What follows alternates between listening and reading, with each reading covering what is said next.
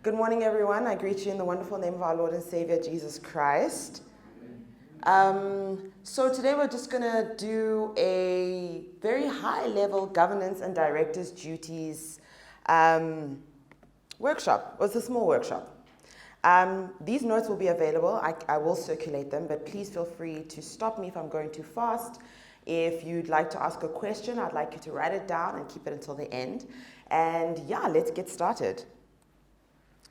So my name is Simphiwe Mashego. I'm a BCom LLB graduate from Wits University. I have been a company secretary since 2015, and I recently became an attorney, and now I serve the same company that I've been with since 2015 as corporate counsel. I am also an MMI graduate, class of 2017, and I'm a UL. And it's so wonderful to always come back and serve where I first got the empowerment that I needed to take the steps to become the person that I hope that I'm becoming. I'm also a ULP mentee from 2011. I like to say that I'm the reason that ULP started, but I'm sure there's a lot of people who say that as well. Okay, so let's get started. For me, and I hope for you as well, in the beginning was the Word, and the Word was with God, and the Word was God. Everything that was made through Him, and without Him, nothing that was made was made. That is my beginning, and that is my end, the Word of God. And governance, for me, starts in the Word, and it starts with God. Because God created all things, and He orders all things. For there to be order, God needs to be in it. And that is the basics of corporate governance, creating an orderly structure within which entities can exist and within which entities can thrive. So I understand governance as a function of being Christ-like. To be honest, who is a better example of good governance? Good governance in every sense other than our Lord Jesus Christ. He had excellent self-governance. For example, he fasted for 40 days and 40 nights, and he was able to resist temptation after that harrowing experience. Christ understood the duty to the whole. He never pursued his own personal interests over the interests of his family, over the interests of the disciples and the Christ-like community that he was leading. Despite being despite being the Messiah, he was still able to pursue the interests of the group by obeying his parents, even at that point when he was 12 years old and he was preaching in the temple and he was ministering to people who were amazed and shocked at what he could do. And he still, when his parents came and said, "Son, let's go home," he went home. The highest level of regulatory compliance is demonstrated by our Lord Jesus Christ when he famously says, "Give Caesar what belongs to Caesar," when he was asked about paying taxes. For me, those are all examples of how our Lord and Savior Jesus Christ is the epitome of good governance. And if we understand that all rulership and leadership is on the shoulders of the king, then we understand that when we occupy positions of leadership, we need to represent the governor of governors, the King of kings, and the Lord of lords. So, onto our agenda. I'm a little bit tense. I haven't done this in a year. I'm so grateful that MMI invites me back once a year to hone the skill of talking that I'm not so great at. So bear with me, please. So the agenda for today, I'm going to keep it short as I did mention. I just want to touch on 3 topics: the importance of governance for SMMEs, directors' duties in terms of the Companies Act, and being a board member in real life. I want to check, are there any registered, appointed directors in the room? Oh, awesome. So I'm actually going to make this let's chat. Tell me think about your director experiences and some stories that show lack of good corporate governance being demonstrated on your boards. Don't tell us the name of your board or your company, but just think of one example so that when we get to that point, I'm going to pass the mic around and we're all going to share our stories. Okay. Next slide, please. Good corporate governance, other than being based on our Savior, in the secular world is based on 5 pillars of good corporate governance. The 5 pillars being competence, responsibility, accountability, fairness, and transparency. The South African sources of good corporate governance are the Companies Act, which is a legislation that was enacted in 2008 and came into effect in 2011. We also use in South Africa the King Report and the King Codes, which are based on the King Report. We are currently on the 4th iteration of the King Report, which changed its format slightly. So before, the focus was on addressing the responsibilities and the duties of boards, whereas now the focus is on providing principles that governing bodies can apply in their organizations. But let's go back to the Act. The Act applies to private and public companies, personal liability companies, close corporations, non-profit companies, and state-owned entities. Like all legislation, it's difficult to read and only really springs to life when you're trying to solve a problem. So some of the problems that I deal with as a company secretary that I solve by using the Companies Act is dealing with such things as pre-incorporation contracts. So some of you may know that before you actually start your business, you can enter into contracts on behalf of the business that's coming into effect. So one of the issues that you have once you've incorporated your company, so let's say your pre-incorporation contract, you enter into a rental agreement for office premises, right? Once you've entered into that agreement, you enter it into your name. Well, you enter it in your name, but with the intention that the company is going to occupy the lease, right? So once your company is incorporated, once you start operating, and you need to now occupy this lease, you need to ratify the contract within 3 months of the incorporation of the company, right? So many companies obviously don't think about such things. They enter into the lease, then they start operating, and they go on with business as usual. Until there's a litigation, until there's a default on rentals, until the property is sold, and now the owner wants to vacate the tenant. But what has not happened is that you have not ratified the pre-incorporation contract, and so you're still liable in your own personal capacity, as opposed to the liability resting with the company. So that is something you would refer to the Companies Act to get guidance on. But we only do that, we only open acts and legislation when there's a problem, right? But anyway, so I'm going to try and explain a few of the pieces that relates to directors and directorships to you today before we encounter any problems. Ne? So the Companies Act also deals with registrations of companies, shares, and other securities, the memorandum of incorporation, transactions, shareholders, directors, and various bodies that govern companies, for example, the Takeover Regulation Panel and the Companies and Intellectual Property Commission, CIPC as it's commonly known, which is the Register of Companies. Now, so the other source, the King Report. I mentioned it earlier, but let's talk about it a little more. The King Report and the King Codes that are derived from the King Report are corporate governance best practice. Whereas it's a system where you apply it voluntarily. It's a voluntary system. You don't necessarily have to comply with the principles and the precepts of the King. But public companies do have to comply with the King Code because it is in the JSE listed, the JSE requirements.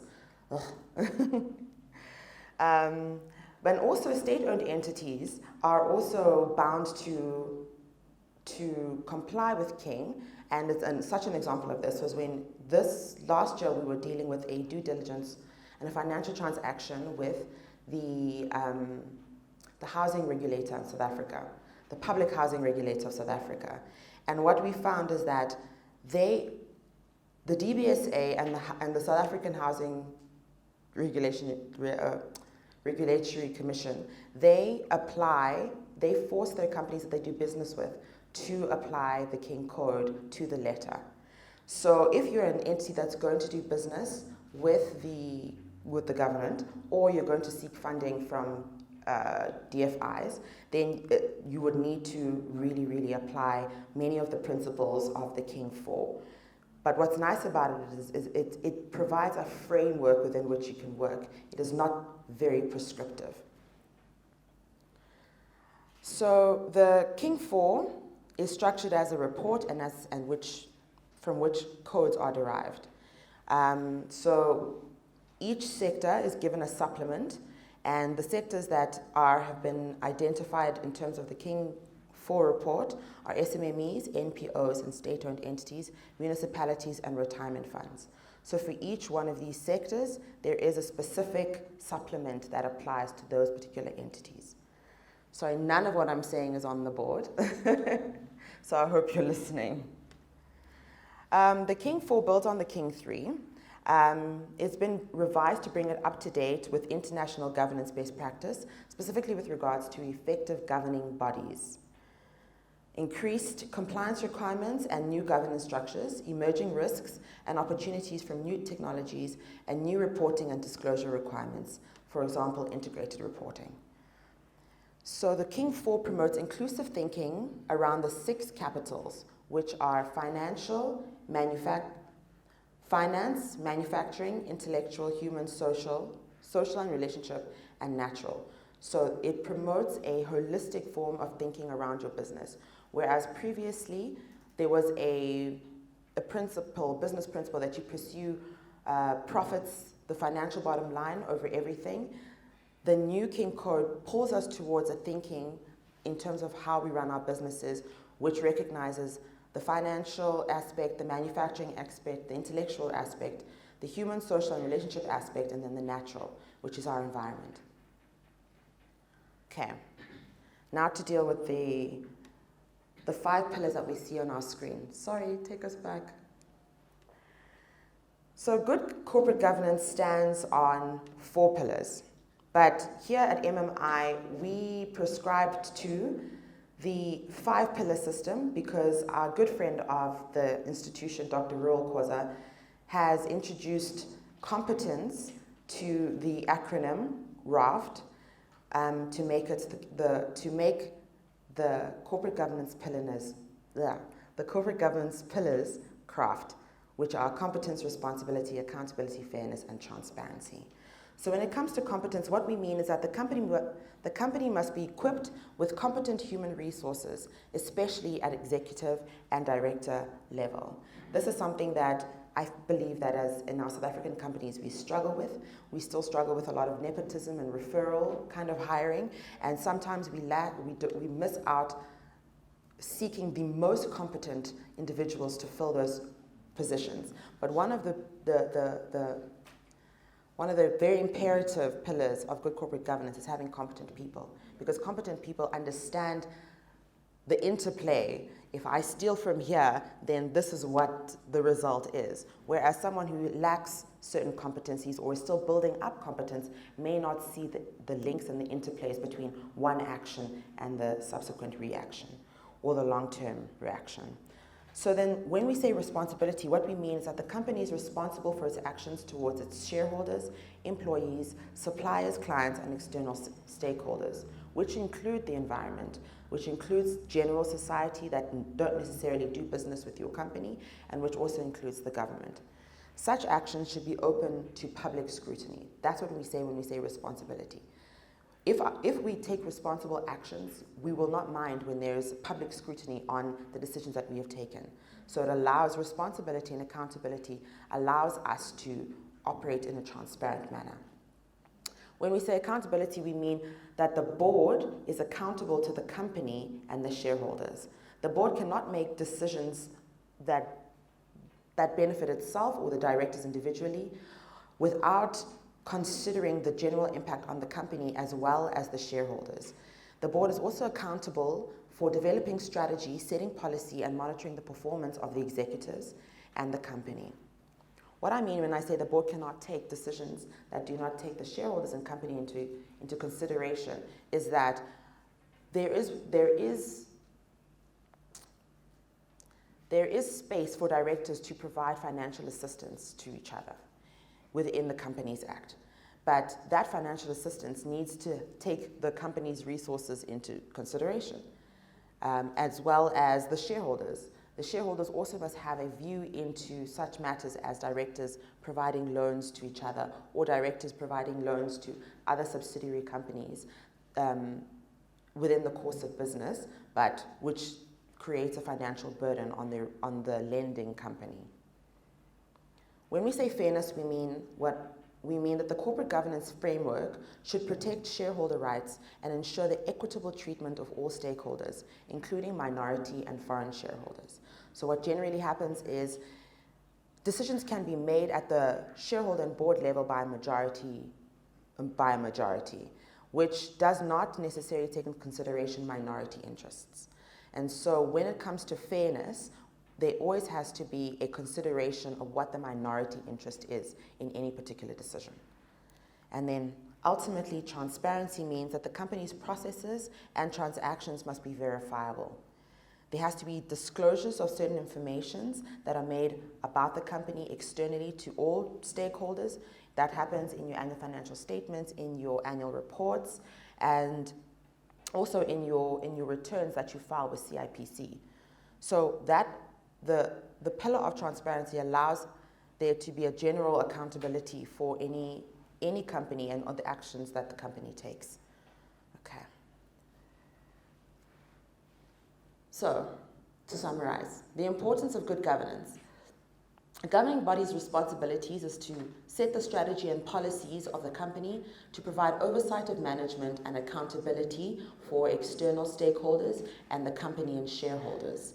And the governing body executes this and fulfills its responsibilities through creating an ethical culture.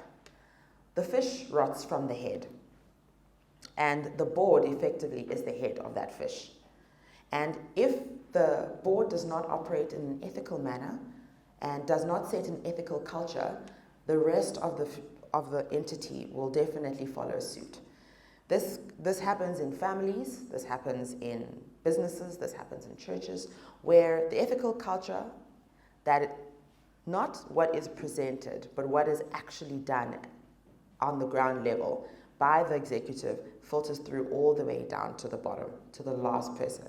If the board of directors skims off the top, then the cleaner will also skim off the top, if you get what I mean. It filters all the way down. So it's the governing body's responsibility to create an ethical culture.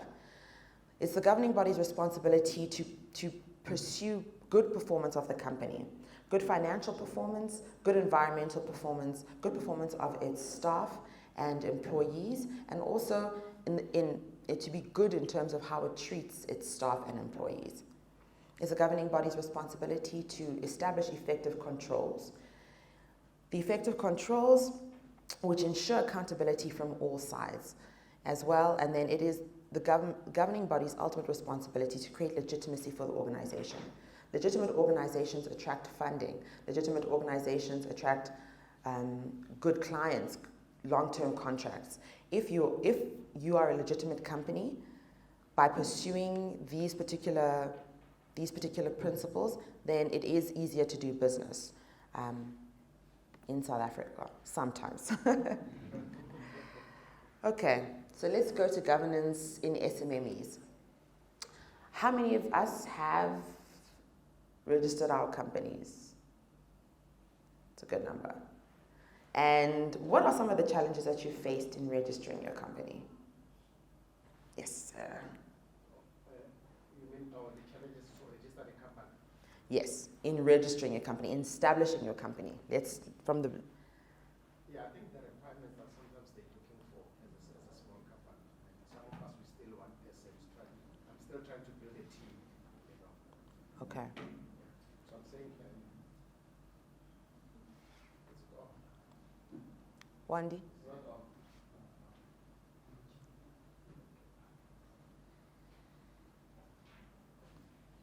Yeah, it's the challenge of some of the requirements they're looking for. I mean, I do business with big companies. Sometimes they they will ask me to provide this and this and this, which I don't have. I mean, I'm still a small company, so it becomes very difficult to get those contracts because of that. Yeah, that's true. Anything else? I think for me, Oh. I think for me the biggest challenge has been seeing that I'm still a small company. Mm-hmm. When you apply for certain things for funding, Mm-hmm. they still need one audited financial statement. Yeah. And then two, as a service provider for my training, they still want accredited training material, so it's difficult to, for instance, I want to specialize in corporate. Most of corporate would be, is it CITA accredited, so that has been the biggest challenge for me. Thank you. Anybody else? I think over and above what they said, I really agree, but when I registered my company, I think it was 2014, Mm-hmm. and I think the lack of knowledge for the registration part of it, so I had to ask someone, and I mean at the time I was young and I didn't know how to register a company, and then get someone, and then they want to charge you for that, only to realize that these services are free. Yes. All you need is just internet access and you can do it yourself. But Yes. because I didn't know at the time, I had to pay someone to register for me, and. So I think the lack of knowledge or not knowing also prevents a lot of people from establishing their businesses. Very true. Thank you so much. All your comments actually speak to the things that I want to address now. It is very true that doing business with the government is exceptionally hard, and one of the things that makes it a little bit easier, CIPC, the Companies and Intellectual Property Commission, has established mechanisms within which you can actually register your own company. You can manage you can manage the existence of your company and how it operates, especially at a very, very smaller level, without having to incur additional costs. Registering a company really does cost 125 Rand. And I think if more people knew that, there would be less barriers to entry. And as well, also over and above enabling people to register their companies, the CIPC system actually allows you to produce your own BE affidavits. It allows you to file annual returns, which is to declare your annual turnover to the CIPC, and then by doing so, you create a paper trail that may not replace the annual financial statements, but may be able to support any applications to the for work with the state. Because when you're filing your annual returns, you declare your turnover, and then you also file your financial accountability supplement, where you declare who it is that is maintaining your financial records and how you maintain those particular financial records. So for companies operating at much smaller levels, that actually does suffice. And because CIPC is linked with the CSD, which is the Central Supply Database, that information is interlinked, and so any entity, any state-owned entity that you're looking to do business with can just pull that information and be able to work with you, at least if you can show that you have done what you can on your side in terms of a small enterprise, filing your annual returns, declaring your income, even if you do not have an auditor, because you do not currently need one, you would still be able to show that you have been making your declarations to the state in terms of your financial capacity. So for those of us, which is a little bit of the majority, let's go step by step in terms of governance for SMMEs. So naming of a company is actually quite important. An example that I have from my experience is we were, in my previous law firm, we were conducting a due diligence for a JMPD. One of the things that JMPD had done was send out for contract RFP, had sent out an RFP and had gotten responses and appointed a service provider with X name. Let's call them Three Sisters. So Three Sisters then became party to the contract, but then at some point, Three Sisters Company, let's call it. At some point, the work was being undertaken by a company called TSC. Invoices were being processed for TSC. So like any rational person, Three Sisters Capital, TSC. So Three Sisters Capital, if you abbreviate it, is TSC. And so the contract says Three Sisters Company, and invoices are being received from TSC. The person processing is like, makes sense. It's an abbreviation. Okay. So then when we get to the due diligence and then we check and we say, okay, Three Sisters Company has this particular registration number. TSC has this particular registration number. JMPD, who are you doing business with? And that, for me, highlighted the importance of the naming of companies. Because a registration number, not many people deal with registration numbers. So, and names of a company need to be a unique identifier of that particular of your company.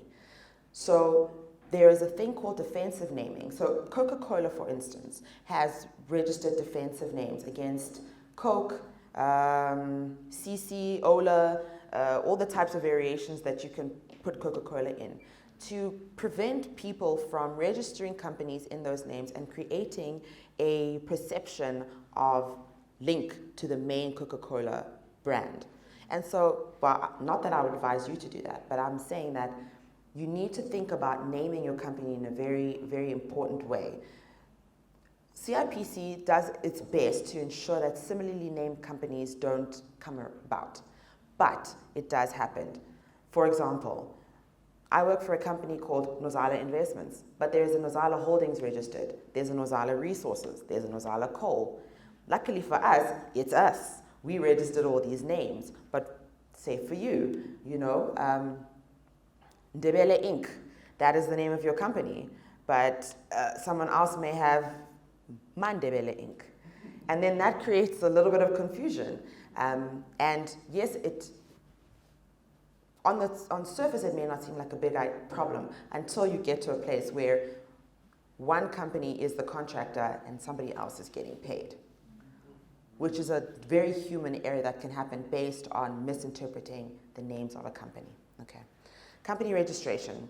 We've dealt with that. You can do it on SIPs, or you can get somebody to help you, but don't let them overcharge you, because it is time and it is understanding, so you do need to compensate professionals who do it, but not to the extent of paying 5,000 Rand to be for a company that's being registered, because they're making a great profit. Not that I'm against profit. So MMI is the constitution of your company. Constitution is basically the Bible of your company. So CIPC gives you when you register your company, it issues you a automatic MOI. The problem with this MOI is that it basically just refers you to the Companies Act. It's literally just a summary document of the Companies Act. And if you are not able to use the Companies Act, you're not going to be able to use your own MOI. So this document is important because it's what anyone will look at to see how you run your company. So in the event that one day you are selling your company, or you are trying to get shareholders and raise equity funding for your company, they're going to look at your MOI. They're going to say, okay, how do you run your business? How many directors do you have? Or maximum number of directors? How do you deal with shareholder loans? How do you deal with prescribed matters? Prescribed matters means issues that only shareholders should be able to vote on. They're going to look at those types of things. They're going to see how do you, because in your MOI it sets out how do you keep your financial records. So someone would look at that and say, okay, they keep their financial records at this address. How do I access them? There's no way to access them. Why is that so? So an MOI is the Bible and the rules of how to run your company. And you need to put a little bit of effort into making sure that that document speaks to who you are as a company and how you run your business. Relationship agreements are extremely important. Relationship agreements are essentially shareholders agreements, or if you've got funding, if you've got funders, funding agreements, implementation agreements, but they just basically what they do is govern the relationship that you have within amongst yourselves. Let's assume like this: you and your brother, you and your sister start this company. And you register it because you don't want it to be a partnership or sole proprietorship. You want it to be a company, to remove the liability from your personal account and put it into the account of the company. So you and your brother, you love your brother. You and your brother, you understand each other, you know 50-50, everything, that's how it works. And then your brother dies, right? So what happens is he leaves his shares in the estate. And then his estranged son that none of you knew about inheritance. And then he comes and he's got, he's got a bone to pick with his estranged father. But he owns 50% of your company now. And you don't have any rules. Actually, you understood each other. You and your brother, you understood each other. So you know, no, as Tatimali, as Ikipi, we wait, then we pay debts, and no. But this new shareholder doesn't know those arrangements and is not bound to them because they're not written down, they're not reduced to paper. So reducing your relationship to paper is very, very, very important. Doesn't matter if you're doing business with your best friend, your dad, your kids. Something is going to happen. When things are going great, nobody asks questions. But when things are going badly, at least you have it reduced to writing how we deal with things when things are not going well. And that's what your relationship agreements are. BEE compliance is extremely important, especially if you're going to do business with the state. But as I said, CIPC assists with this. DTI also has put on its website various affidavits that you just need to go through. If you're a turnover of less than 10 million rand per annum, there's a specific affidavit for you. If you are between 10 million and 50 million, you're a qualifying small enterprise, and that's the affidavit for you. Over 50 million, sorry for you, you need to get a BEE verification agent. But I think there is a lot of space between us and 50 million for us to be able to use an affidavit. And so it's very simple. Just Google it and fill it in. You do not need anybody to assist you at this point. Tax compliance is extremely important as well, and it helps that CIPC, when you register your company, issues you a tax number. And so from the minute your company exists, SARS is aware, and SARS is looking to see if you are going to be a good corporate citizen and pay whatever taxes you need. So all of you with registered companies sitting here, SARS is aware of you, and hopefully you are doing the right thing in terms of your tax obligations. Yes. So you are saying if I register a company tomorrow, the tax number is already been given? Because I've asked my accountant to get me a tax. I got a tax number, but I didn't know that. Where does he get it? He get it from SIPS, the accountant? He can, yes. He has access to CIPC. All he had to do was get your disclosure certificate, and right there on the first page, it says the name of your company, registration number of your company, the address of your company, and your tax number, especially if you have registered your company in the last 5 years. Yeah, so it was issued by SARS already. Knowledge is power. I just want to also, I know something called tax clearance, something like that, right? Tax clearance certificate. Is that what you produce to SARS?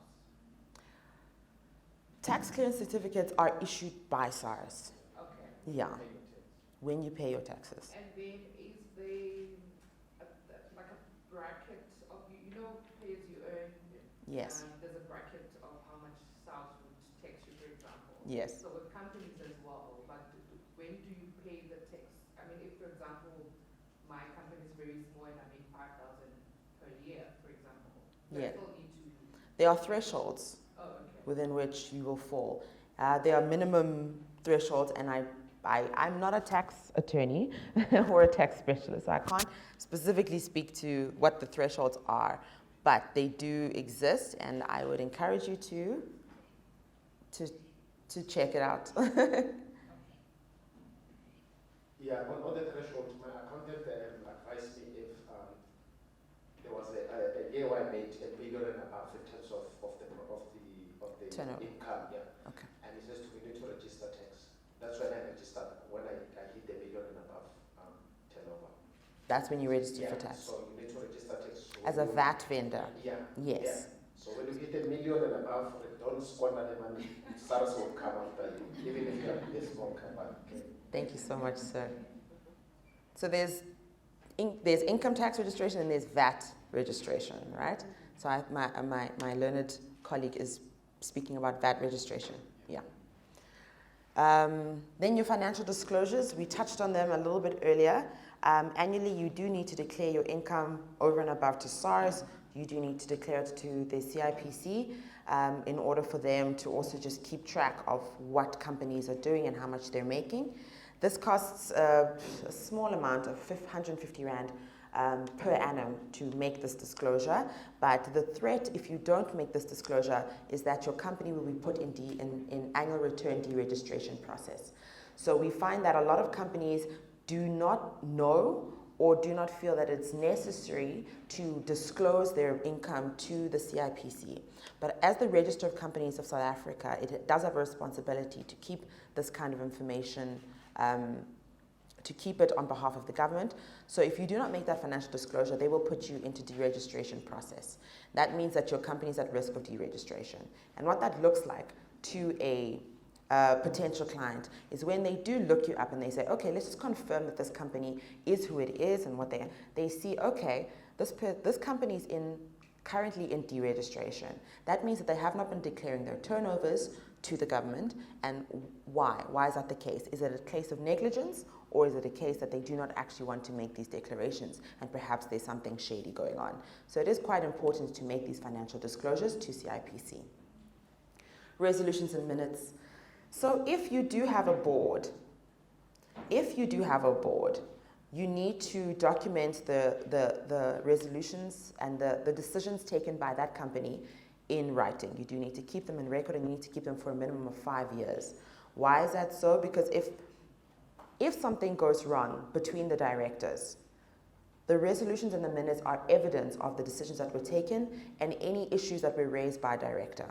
For example, your company wants to give a loan to you. You've worked hard, you need the money, and you think that the company is worth 5 million Rand, but you want to take a 2 million Rand loan, okay? You don't mind what the liabilities are, you're not bothered. You know that because you work hard, you will be able to pay back that 2 million, you just need it right now, okay? Then your fellow director says, hey, I don't think that's a good idea. Because if you do the solvency and liquidity test, we will not be able to meet our obligations, our liabilities for the next 12 months. If we make this payment to you, we will be technically insolvent. You're like, no, I work hard. I'll pay it back. But you write it down. And your co-director, he objected to the loan. I didn't. Loan was processed. Good shot. That is protection for your co-director, because should your creditors come after you because you are not able to pay back this loan and the company becomes insolvent, and then your creditors come after you, he can say, hey guys, I did my due diligence, I exercised my fiduciary duty, I said we can't do this, here's the proof. Whereas if the resolutions and minutes are not taken, it will be his word against yours, and then the creditors will say, well, you know what guys, it's okay, we'll sue you both. We'll take everything from both of you. Whereas you know that you objected to this loan being taken. Okay? So resolutions and minutes, make sure that this happens. Make sure that you as the directors minute properly and keep the records, and or whatever service provider is helping you does it correctly. Okay? Board and committee charters. If you have a board that's big enough, if you have a company that is big enough that requires smaller groupings of directors to make certain decisions. For example, your board is a 6-man board, but you want a 3-man audit committee to review the financials of the company on an ongoing basis without having to refer it to the board, okay? Then that's when you would establish a committee, such as an audit committee. Or you're doing hiring, but you as the CEO and the founder of the company, you don't want to get involved in hiring questions, because you're probably going to hire your brothers and your sisters and your cousins and your nieces. So you hire 3 independent, your directors, you say 3 independent directors, you be responsible for hiring and establishing remuneration. Because if I do it, I'm going to pay my wife R1 million every year. so I'm not the guy to do it. Then you'll establish a committee, and those committees must have charters. A charter, as a term of reference, is a document which says this is how we make decisions. These are decisions that we are responsible for as a committee, and this is also quite important, so that you don't have an issue where decisions are being taken by the committee that should be taken by the board because the committee is just not aware. Okay? That also speaks to then our delegation of authority, which is just a framework within which decisions must be made. So the CEO, you give yourself a limit. You say, I'm making, as my fine sir is making, 10 million rand turnover per annum. And so I only want to make decisions up to, or your board would say, CEO, you're only allowed to make decisions up to 100,000 without letting us know. Anything over 100,000, you have to let us know. Why? Because as a group, as a collective, we are more able to make better decisions than an individual can. So if you need to spend 500,000, that's cool. We're not saying don't. We're just saying let's all think about it as a group. And that is what your delegation of authority is. It limits the powers of individuals in a company, especially with regards to making financial decisions or making long-term commitments for the company. Policies and procedures, I think we've been all working long enough to have been exposed to policies and procedures. These things grow over time. Policies, human resource policies, travel policies, all the various policies, they build over time. But it is important to have them in place when you see that there is a need to have them. And then obviously regulatory compliance, BEE, SARS, CIPC, aviation if you're in aviation, mining if you're in mining. It's all very sector and industry specific. Okay, so let's move on to the stuff I think is what you guys are all here for. Who can be a director? So, a natural person can be a director. A natural person means you and me, Inyang. We can be directors. Companies cannot act as directors, which is something that I find is a question more often than it should be.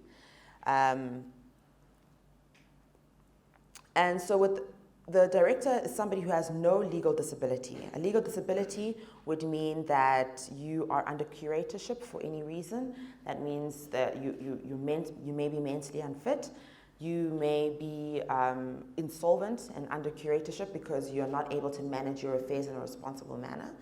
You may also just legal disability can also be a minor. So minors are not able to act as directors because they are considered not yet at a mentally capable place to be able to execute the duties of a director. And also the final thing that qualifies you can be a director is any restrictions in your MMI. So if your MMI says our directors can only be black females, then you can only hire black female directors. If your MMI says we need people who are accountants or who are mining professionals, then that's what the directors need to be. And the only way you can change that is by changing your MOI. And then who can be disqualified from being a director? Those who are prohibited by a court order. So the court can say if you have committed crimes that involve dishonesty. So you can commit crimes. Directors can commit crimes, by the way, they can. But if they involve dishonesty, then the court can say you may not act in any fiduciary capacity, all right? And so dishonesty would be theft, fraud, those types of things. So murder, drinking and driving, all those types of things, those are fine. Just don't do any crime. I'm joking, guys. Just don't do any crimes that involve dishonesty. If you want to remain a director.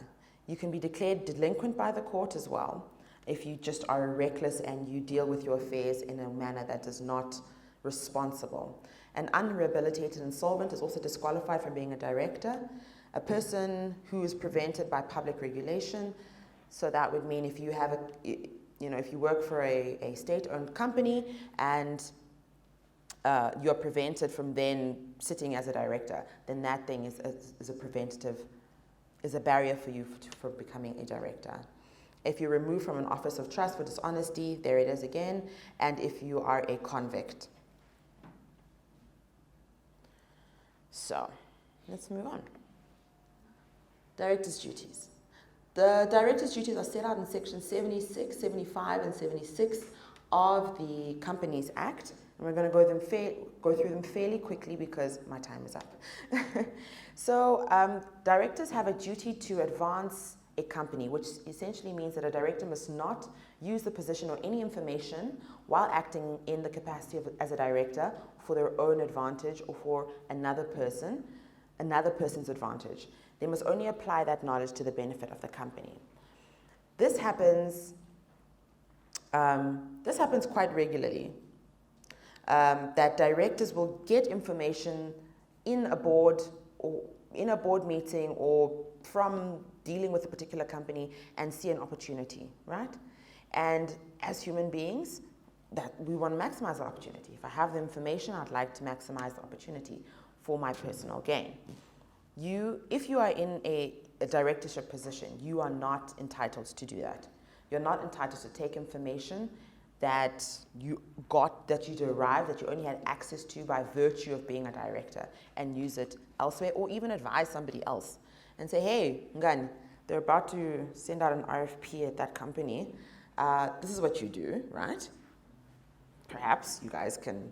No, if you derive that information by virtue of sitting on the board, you are not entitled to do that.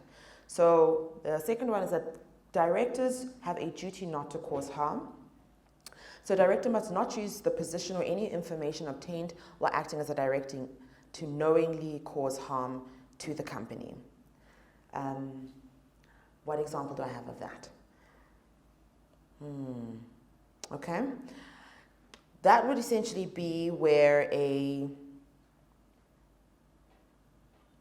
you know that the company is insolvent if you know that the company is insolvent and you use that information against the company by, say, reporting it to one of the creditors and saying, creditor X, this company is insolvent, you can put it into business rescue proceedings.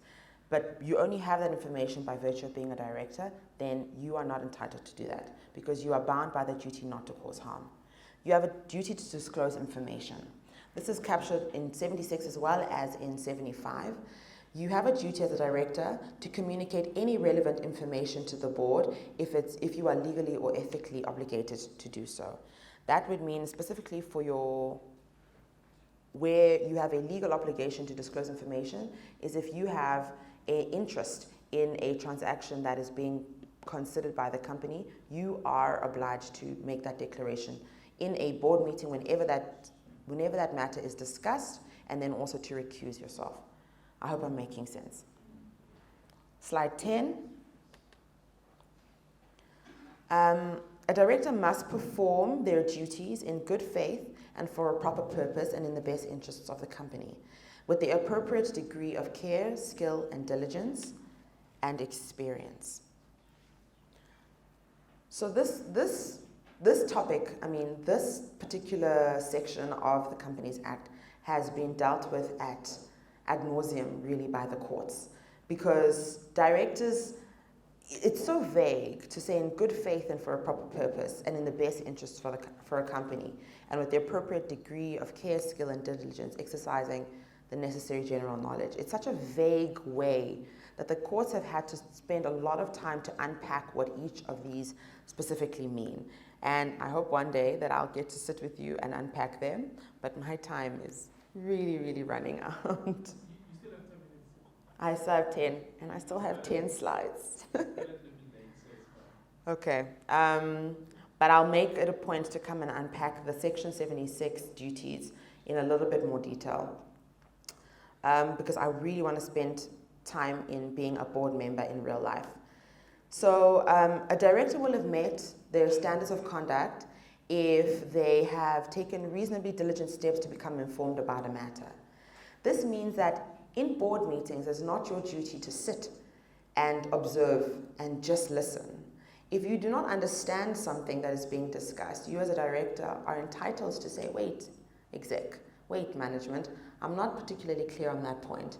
And if it's such a technical point that it cannot be addressed in any specific meeting, you are entitled as a director to request at the company's cost that a consultant or a technical advisor take you through anything that you do not particularly understand that is being discussed in a meeting. The company does have to provide those resources at their own cost to you in order to make sure that you are properly informed as a director. A director will have met the standards of conduct if he or she has made a decision or supported the decision of the committee or the board with regard to that matter. So if in a board meeting a decision is being taken and you participate in that decision to the extent that you have the requisite knowledge, then you will have met your standard, you will have met the standards of conduct. A director is not allowed to, when they are seeing a decision that they're not in favor of, to sit back and say, hi, this one, again. As a director, you are bound to participate in the deliberations, and that is recorded in the minutes, and if anything should go wrong, will be used against you. If you opted not to participate without voicing the reasons and either saying, I'm not participating in this decision for X and Y reason, you will be accountable. You will be considered as one of those who just went along with it.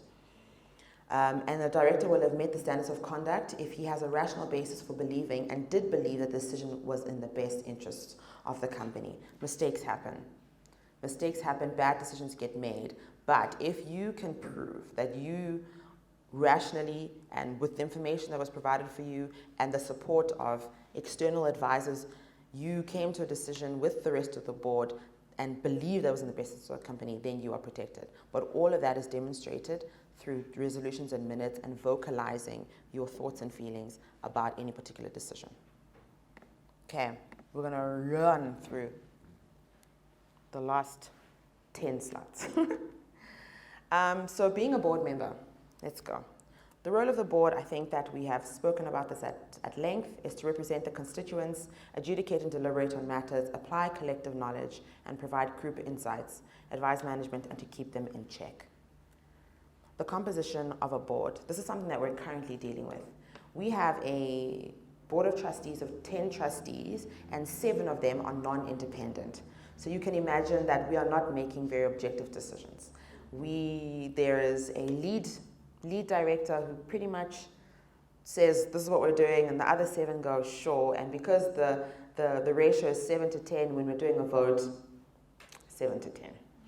So composition of a board is actually very important. It is something that you can raise on any board that you sit on and say, the Companies Act states that at least 50% of directors should be elected by shareholders, the majority of which should be, so this is the King Report now. The King Report says a majority of the directors on a board should be non-executive, and the majority of those non-executives must be independent. That means that the CEO and the CFO may sit on the board, but you cannot have a board with the CFO, the CEO, the COO, the CIO, and then one other person. That is not an independent board. And then diversity of membership should also be considered. This is quite important because people who think the same will make the same decisions. Whereas if we have a diverse board, more robust deliberations will happen, and then better decisions can ultimately be made if you have a diversity of age, race, gender, education, skill set, but obviously always considering the size of your company, how many people your board can maintain really. It's not a great idea to have a 10-person board if you're only making, R1 million per annum, And then slide 15, independence of directors. Independence is determined from the Companies Act by considering the personal financial interests of that particular director in an entity, the past or present relationships with the entity as well, such as previous employment with that entity, or a significant material supplier or client relationship with that entity, or a number of years as a director. So it does matter.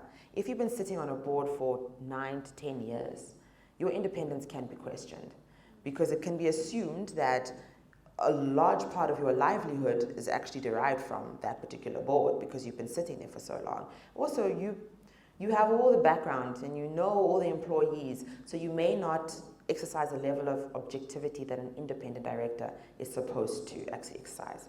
So those types of things can also be considered. Independence is also determined by considering tax legislation and BEE legislation. For example, tax legislation is very, very strict on what they consider independence. Even if you derive a benefit from that particular company, they can say that you're not an independent. Other than your remuneration, you are not independent. BEE as well. If the relationships are beneficial, but also shareholding, but also supply, BEE will, the verification agents will note that and then will say that, hey, as a director, you may not be independent. So it's not just a Companies Act kind of study to determine whether you're independent or not. The role of a chairman. If you're going to take a chairmanship, you must, this is a very, very, very, very important position to hold, especially in any company, in any entity, even a council, a municipal council chairman. Take these with a lot of responsibility and with the gravitas that they deserve. So a chairman should preferably be independent, but if the chairman is not independent, then a company should appoint a lead independent director to fulfill the chairman's role when he's conflicted. That would just mean that there would be the chairman who occupies position 1, and then a lead independent is 1.1. So whenever the chairman cannot fulfill their duties without conflict, then that lead would step in. The chairman should also not be a member of the audit committee, but they can be a member but not the chair of the social and ethics committee and the remuneration committee. Now, to explain those committees that I just referred to above. The audit committee is a committee that is established in terms of Section 94 of the Companies Act.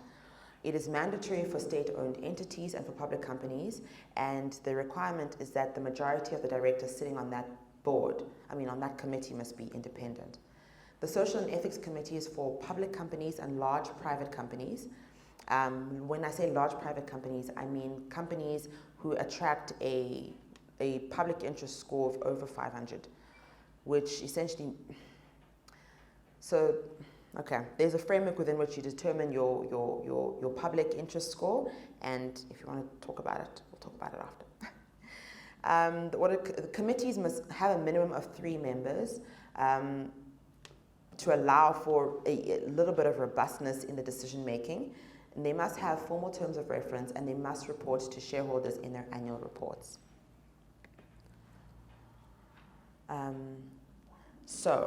Directors are required to make certain disclosures in order to avoid conflict of interest. They must make disclosures in terms of their personal financial interests, which is a direct and material interest of that person or related person of a financial, monetary, or economic nature, which essentially means if you have shares in a company that your company wants to do business with, or the company that you are a director of wants to do business with, you need to make that declaration. If you have a significant contract with a company that your company wants to do business with, you need to declare that. If your sister has a significant contract with the person, with the company that you want to do business with, you need to declare those types of things. You need to also declare if you have board seats on other companies where your company wants to do business with. You need to declare if your father, your brother, your child has board seats. So disclosures does not mean that the transactions won't happen. Disclosures just means that you have told the company where you are director, you fulfilled your fiduciary duty as a director to inform your company that, hey, these are the relationships that I have around a potential transaction that we are about to do. That does not mean that the transaction won't happen. It just means that you've exercised your fiduciary duty, okay? And then finally, what I do. So I'm a company secretary, and company secretaries are required for state-owned companies and public companies. and they are governed by Section 86 to 89 of the Companies Act. You can also elect in your MMI to appoint a company secretary. Company secretary can be a natural person or it can be a company. So it can be a company, but it cannot be a trust. So the duties that we undertake is we provide guidance to directors such as yourselves and companies. We advise on relevant laws and constitutive documents. We record those minutes and resolutions, and we report on governance in the financial statements. The company secretary is your best friend. The company secretary allows you to have access to the C-suite, which you may not be able to have because the C-suite is generally quite busy. But it gives you access to information, operational information, to the extent that that information can be disseminated to you as a director. The company secretary also facilitates your additional training, your empowerment, so that you are able to participate in the technical discussions. The company secretary also advises on the relevant laws that apply to you as a director, but also as the company. So if your companies, at the point that they need them, want a company secretary,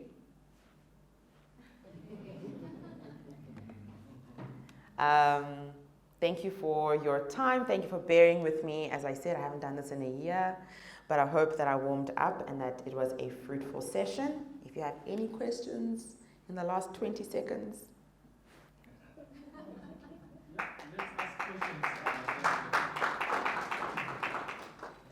Awesome. There's a lot. See what you're doing now. Check about 10 questions. Okay. 1, 2, 3, 4, 5, 6, 7. Wow. Okay. 8. Okay. Hi, guys. Okay. Let's take these 8 questions. Let's be brief and so that we can cover all of them. Thanks. Thank you. Thank you. And I just got just a quick question here. My name is Ronnie. Actually, I just want to know in the government, do they have the corporate governance? and also, I just want to know who is responsible for it, if there is one, and also how can it be improved? Okay. Thank you. I'm going to take them and then I'm going to take my notes, then I'll answer them all at once. Okay, mine is very easy. What does it take to be a company secretary? Okay. Okay, my name is Godfrey. Mine is, I hear people sometimes they are registered as directors. So as the sole director of the company, can I register as a director? In your company? Yeah. Yeah, Like, okay. I heard people say this guy is a registered director. So I'm assuming Okay.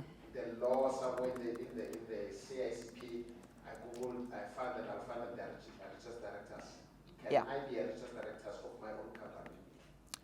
Okay, I've got it.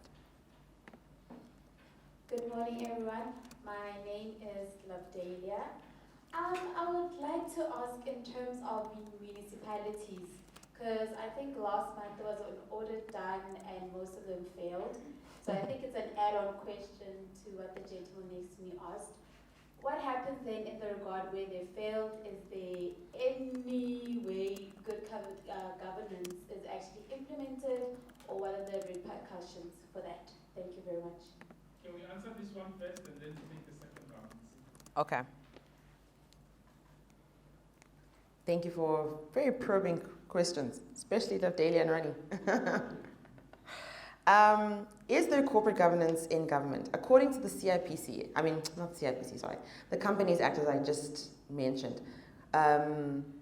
yes, corporate governance standards for state-owned entities are very well spelled out.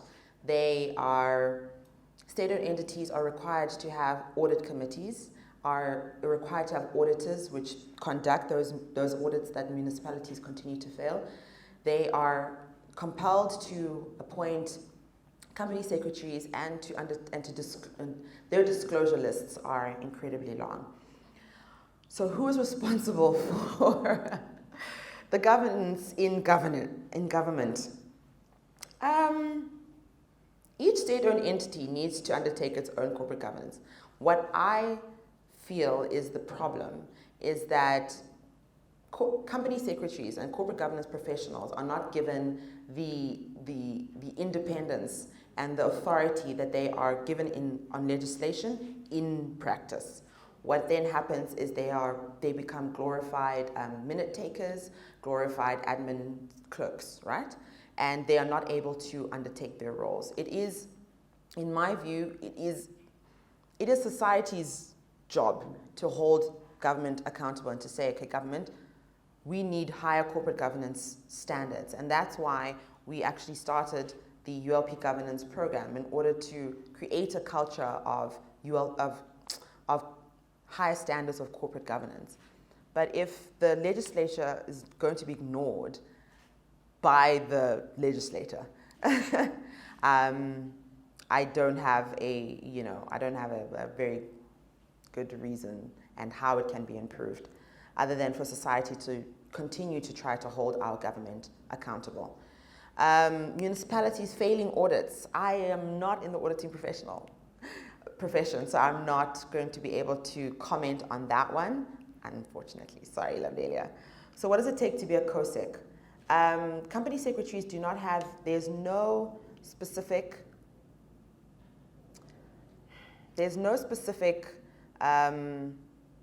or legislated qualification that you need to undertake to be a company secretary.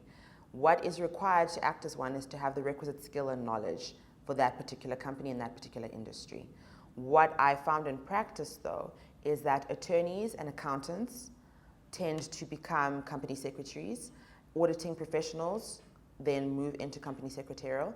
And then there's the Chartered Governance Institute of South Africa has created a program and a charter for company secretaries, which is actually internationally recognized. It's equivalent to an accounting charter, an investment analysis charter. So you can do that program if you are interested, or if you've got an underlying BCom or LLB degree, you can just write the board exams and obtain the charter. Can you become a registered director of your own company? Yes. In terms of CIPC, you as the sole director of your company are registered as the director of the company. When people are talking about registered director, I'm not sure, sometimes they could actually be talking about a chartered director. So that is just in the same way that all the other charters work, the accounting charter, the secretarial charter, is a program that you need to undertake. And then the IOD, the Institute of Directors of South Africa, allows you to pursue courses which then allow you to become a chartered director. Registered director, anybody can be registered as a director unless you have a legal disability or you are prohibited by those 5 things that we talked about earlier. You yourself, if your company is registered, you should be there. If you're not, that's a huge problem, and you need to ask your accountant or your advisor to change that toot suite. Is it IOD? Yes, Institute of Directors of South Africa, IOD-SA. Okay, second round. Okay, let's take the next question. Okay. Morning. Thank you for such an informative presentation.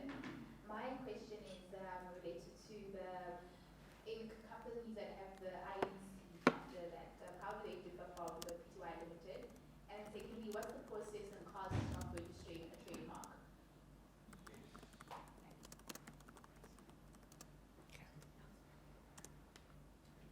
Second question. Yeah, yeah. You mentioned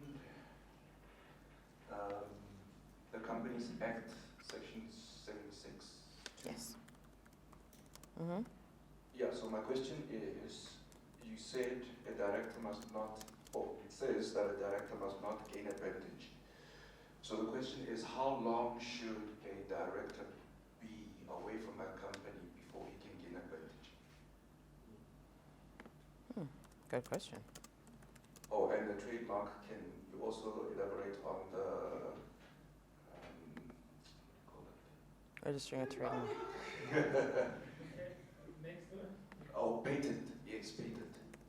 Oh, wow. Okay. Okay. Yeah. Yeah. That was the last one? Oh. Molly. You partially answered my question. That two people on that bench there.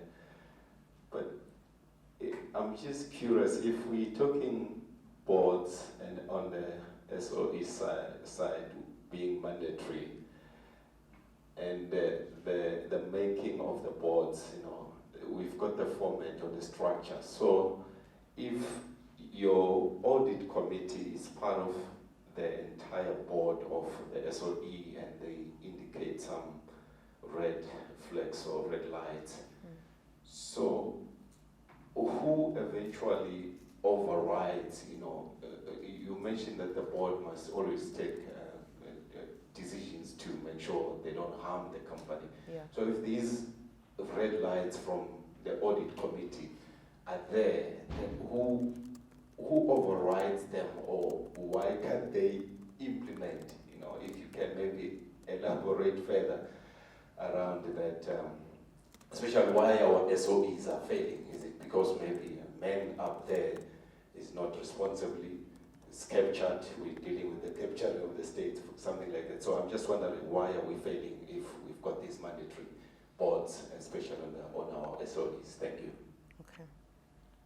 Okay, my question is easy. So, I would like to know the difference between the relationship agreement and shareholder agreement. And more especially dealing with the small companies, they don't have such document, and they still use the sale of agreement if ever they don't have the shareholder agreement or if they don't have the relationship agreement. So you said sale of agreement. Yes, so you mentioned that, okay, there is a relationship agreement. That's what I want to know. What's the difference between the relationship agreement and the shareholder agreement? Is it the same thing? And if the company doesn't have that document, can they still use the sale of agreement document as a substitute to those documents? I'm not sure what a sale of agreement, sale of shares. Yes. Sale of shares, okay, thank you. Okay. Thank you. We can stop here with the questions. So yeah. We'll take them during the break, the other ones. Okay. And just to help you, we are bringing somebody from CIPC later. Joey is going to be coming in as part of the program, and he's going to go into details specifically around the CIPC. So can we limit the questions just to corporate governance and what's being covered today, if that's okay, because we'll then cover that afterwards. Okay. You can go ahead. Okay. Registering a trademark and a patent. I'm sorry, but I've learned that as a lawyer, you know your area and you only speak to your area. I am not a trademark and patent attorney. I will not be able to comment on that. But there are attorneys, professionals that deal with that. You just need to look for intellectual property attorneys and they'll be able to take you through this process. What I do know is that it's a very lengthy process with a lot of legs, so you need to be patient and you need to be financially prepared for the long haul of the registration of a trademark and a patent. Okay, Section 72 duties, how long before you can get the advantage? I believe that depends on the MOI of your particular company and any relationship agreements that you enter into with the company, because they are very specific. You may have restraints on using particular information that you got. You may actually be prevented in terms of the confidentiality clauses or undertakings that you've given, that you may never use that information. So it really does depend on the contracts that you've signed as a director or the MOI of that particular company.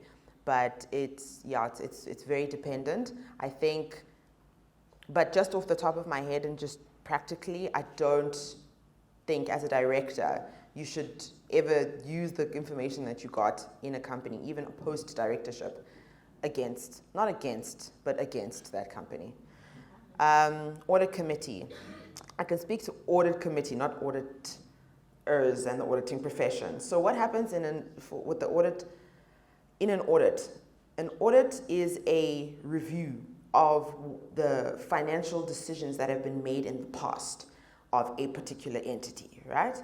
So an auditor comes in after management has made all sorts of decisions.